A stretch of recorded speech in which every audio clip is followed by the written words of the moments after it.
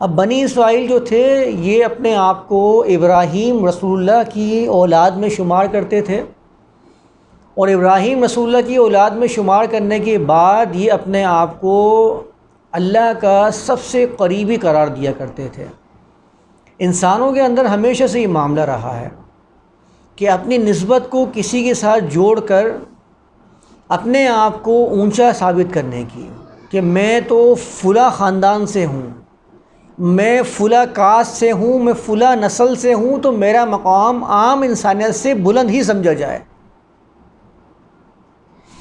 تو ابراہیم رسول اللہ سے اپنا تعلق قائم کیا کرتے تھے کہ ہم جو ہیں وہ ابراہیم کی اولاد ہیں، اور ابراہیم کے بارے میں اللہ کے کلام کے اندر ہمیں یہ فضائل ملتے ہیں۔ جب ان کو فلاں فلاں فضائل اللہ کی طرف سے عطا فرمائے گئے ہیں، تو چونکہ ہم ابراہیم رسول اللہ کی اولاد میں سے ہیں، تو ہمارے اندر جس طرح دیگر چیزیں متوارث چلی آ رہی ہیں، تو منصب اور جو درجے ہیں وہ بھی متوارث چلے آ رہے ہیں۔ یعنی اگر ہم ابراہیم کی اولاد میں سے ہیں تو ہمارا اونچا ہونا یہ تو طے ہو گیا، جیسے کہ پیدائش کا اختیار ہمارا اپنا تھا، ہمارا کوئی اس کے اندر بڑا کمال تھا کہ ہم اس گھرانے میں پیدا ہو گئے ہیں، ابراہیم کے گھرانے میں ابراہیم کی نسل سے پیدا ہو گئے ہیں، تو اب ہمارا مقابلہ ہمارے پلے کا کوئی ہو ہی نہیں سکتا انسانیت کے اندر۔ یہ غلط فہمیاں، یہ خوش فہمیاں پہلے سے چلی آ رہی ہیں، یہ کوئی نئی نہیں ہیں۔ جو آج آپ دیکھتے ہیں نا کہ معاشروں کے اندر، مختلف مذاہب کے اندر، مختلف انسانیت کے طبقات کے اندر جو درجہ بندی کی جاتی ہے، میں فلاں گھرانے سے ہوں، میں برہمن خاندان سے تعلق ہے میرا، اور جو برہمن ہوتا ہے صرف اس کا حق ہوتا ہے کہ وہ مندر کی رکھوالی کرے گا اور گیتا کو پڑھے گا، لوگوں کو پڑھ کے سکھائے گا، اور صرف برہمن ہی خاندان کا ہوگا کہ جو لوگوں کے نکاح کروائے گا اور لوگوں کو پوجا کروائے گا۔ یہ حق کسی اور کو حاصل نہیں ہے۔ اس نے ایسا کیا کمال کیا ہے؟ وہ کہ اپنے آپ سے پوچھ کے برہمن ہوا تھا، یا اس نے خود اپنا یہ طے کیا تھا کہ میں برہمن خاندان سے پیدا ہوں گا یا دوسرے خاندان سے پیدا ہوں گا؟ اور جو اس سے نیچے والے خاندان سے پیدا ہوئے بتاتے ہیں، ان کی کیا غلطی تھی کہ وہ کھشتری ہو گئے ہیں یا کسی اور خاندان میں پیدا ہو چکے ہیں؟ پیدائش میں اختیار کس کا ہے؟ پیدائش میں تو کسی کا اختیار نہیں ہے۔ اور یہی معاملہ آج ہمارے ہاں امت مسلمہ اسی غلط فہمی کا شکار ہے، اسی خوش فہمی کا شکار ہے۔ آپ دیکھیں گے کہ جگہ جگہ فلاں لوگ اپنے آپ کو، ہم تو سید خاندان سے ہیں۔ سید خاندان کون ہے؟ سید کا معنی کیا ہے؟ سید سردار کے معنی میں بھی آتا ہے، اور انگلش کے اندر اس کو آپ مسٹر اور مس کیا ہوتے ہیں نا، اس کو بھی سید اور سیدہ کہتے ہیں۔ سید یعنی مسٹر، اور سیدہ مس،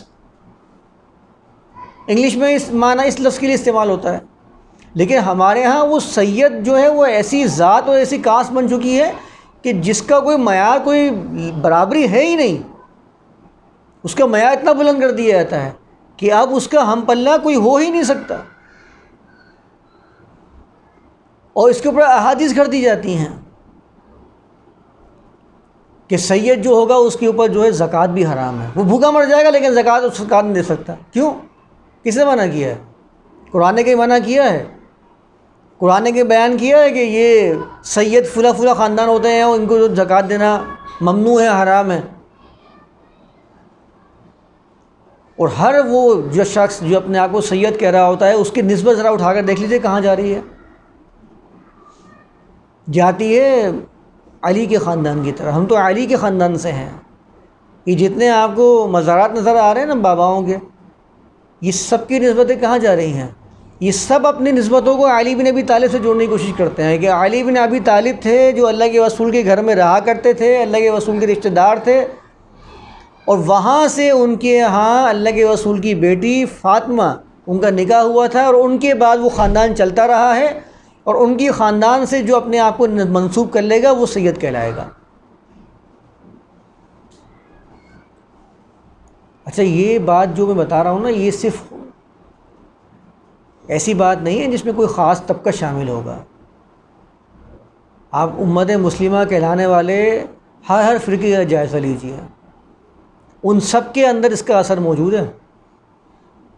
ایسے لوگ جو ان سے اپنے آپ کو بری قرار دیتے ہیں، ان کی زبانوں پر بھی آپ اس کی تفریق سنیں گے۔ وہ کیا کہتے ہیں؟ صحابہ اور اہل بیت، صحابہ اور اہل بیت ان کی زبان سے نکل رہا ہوتا ہے، وہ خود تفریق کر رہے ہوتے ہیں، ان کے جھگڑے چل رہے ہیں آپس میں گروہوں کے. ایک گروہ کہہ رہا ہے کہ وہ فلاں افضل ہیں، باقی سارے جتنے صحابہ ہیں وہ سب کے سب جو ہے نا وہ کافر مرتد ہو گئے تھے اور وہ کم درجے کے حامل ہیں. اور دوسرا فرقہ جو ان سے مقابلے کے لیے آتا ہے وہ خود یہ بات کہہ رہا ہوتا ہے کہ فلاں وہ صحابہ اور اہل بیت کا درجہ ہے، اہل بیت کا تو ایسا درجہ ہے، اہل بیت کا تو ایسا درجہ ہے. اہل بیت کیا چیز ہے بھائی؟ اہل بیت ہیں کون؟ پھر اس کے اوپر جو ہے وہ جنگ و جدل چل رہا ہے، بحث مباحثہ چل رہا ہے. یعنی آپ سمجھ لیں کہ دین سمٹ کے جو ہے وہ کہتے ہیں اہل بیت کے پاس آ گیا. اگر آپ نے اپنی نسبت جو ہے وہ اہل بیت سے کر لی ہے تو آپ فلاح پا گئے. اگر آپ نے اپنی نسبت کو اہل بیت سے نہیں کیا تو پھر سمجھ لیں کہ آپ جو ہے وہ مشکل و مصائب کے اندر آ سکتے ہیں. آپ کا وہ مرتبہ حاصل نہیں کر سکتے جو اہل بیت سے منسوب لوگوں کا ہے. اہل بیت میں شمار کس کو کرتے ہیں؟ علی بن ابی طالب کو، فاطمہ، حسن حسین اور ان کی چند نسلوں کو. اس میں بھی بڑے جھگڑے ہوتے ہیں آپس میں ان لوگوں کے. مزید فرقے بن گئے، فرقہ در فرقہ بنتے چلے جا رہے ہیں. اہل بیت گھر والے، اور ویسے اپنے گھر والے سمجھتے ہیں ان لوگوں کو کہ جو ان کی بیٹوں کی نسلوں سے چلے جا رہے ہوتے ہیں. وہاں بتاتے ہیں کہ اللہ کے رسول کی بیٹی فاطمہ چونکہ علی بن ابی طالب کے گھر پہ موجود تھی اس لیے وہ اہل بیت تھے. تو پھر علی کے اہل بیت کون تھے؟ اگر یہ سارے کے سارے اللہ کے رسول کے اہل بیت تھے، فاطمہ اللہ کے رسول کی اہل بیت تھی، تو علی کے اہل بیت کون تھے؟ اس کا کوئی جواب دینے کے لیے تیار نہیں ہے. علی کا بھی تو کوئی اہل بیت ہوگا، علی کا گھر والا بھی تو کوئی ہوگا. یہ سارے کے سارے اللہ کے رسول کے گھر والے تھے.